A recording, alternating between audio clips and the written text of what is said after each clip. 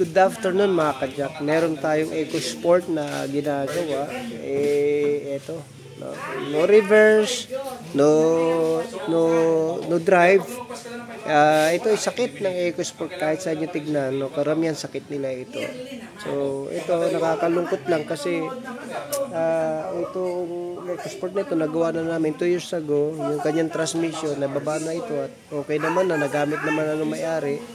Pero ang problema ito naman, no, transmission pa rin pero hindi na doon sa, no, ito ang naging problema, ang sira.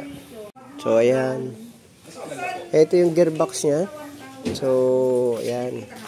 Ito yung TCM kung saan ay pinapaikot niya. At ito ang problema niya mga kajak ko. So, karamihan sakit niyan. Pagka walang reverse, walang drive, ayan, yung stopper niya dito napungil, natanggal, no? So, kaya nung pagpaba nung transmission oil, ganito ang itsura. So, ang itsura ng transmission oil pagka ano, ayan, kuha lang tayo ng sample, yun, kita niyo mga kajak ko, kulay gray. Ba't siya naging kulay gray? Kasi yung tinatawag na DCTF niya nahaluan ng bakal at naging manipis dahil nga matitibay itong mga bakal na itong gear niya, dudurugin niya. So nadurog-durog ayun. Dami. So, lilinisan natin to lahat to. Ay, may mga tira-tira sa loob, sa gilid-gilid, mga baka. So, yan. So, karamihan na ganyan sakit ng basta i-check lang kung may mga sira, alam na sa kanyang mga gear, sa kanyang synchronizer, rin. Kung wala namang bungi, yan, check nyo. Kasi minsan nagkakabungi yan mga kajak pagka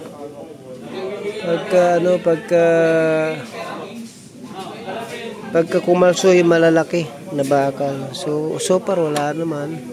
So, ayos naman. Ayan. I-check nyo yung mga niya. Wala. So okay. So, dito, check nyo rin, baka may mga naputol o nabungi. Ayan. Super, wala naman lahat. Kaso, syempre, ayan, kaya nga may, dito sa transmission na to, may magnet din to. Ito. Ayan, dumikit yung mga bakal. Ayan. Grabe yung bakal, dumikit. Lalaki.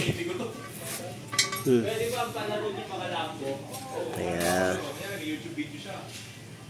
Magnet yan. Dito yan. So, nilinisin natin yan. Lahat-lahat. Inspect natin lahat. Kung okay lahat. At ayos pa pagkabinalik. Okay na. Okay.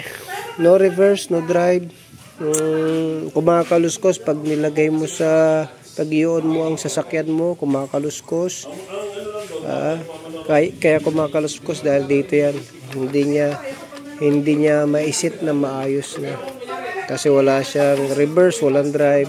Ikot-ikot lang siya kaya kumakaluskos. So, ayan mga kajak, ito yung ating gearbox o automatic transmission ng tinatawag na EcoSport. So, lilinisan natin ito maigi.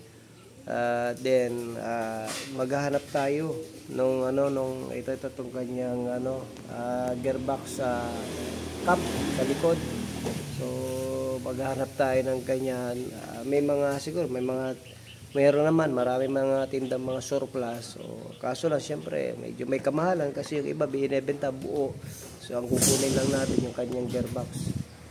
Anyway, kailangan natin mabilan ng ganun kasi importante yung dito, yung stopper niya.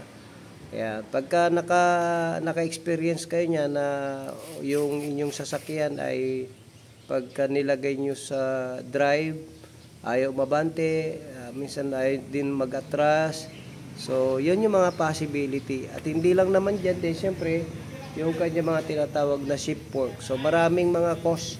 No, pwede rin sa TCM, ship fork, dual clutch. So, kailangan i-analyze talaga maigi. So, mapapansin nyo ito mga kadyak ay napakaraming bakal. Ayan. Ayan, nadurog na kasi umiikot tong gearbox natin. Eh, syempre, dudurugin niya yung mga naputol na yon at matitibay naman kasi yung bakal na ito. So, make sure lang na wala tayo dito bumigay na mga bakal o na pungin o labasan.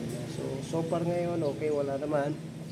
At yan lang ang gagawin natin ngayon. I-address natin ito para sa ganun maibalik. Ito ay galing pa ng Batangas, no? So galing pa ng Batangas tong transmission na ito. Dinala na lang natin dito kasi upon checking doon, pagpunta namin doon, akala lang din namin na ship port lang talaga. Ang problema kasi nakalagay doon stock on A. So usually ganyan ang mga possible, pero upon checking basag talaga yung kanya stopper.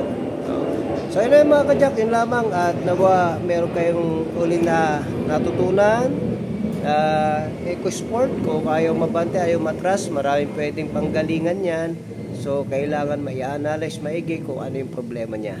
Jack of all trades Auto Care, the shop that cares for your car.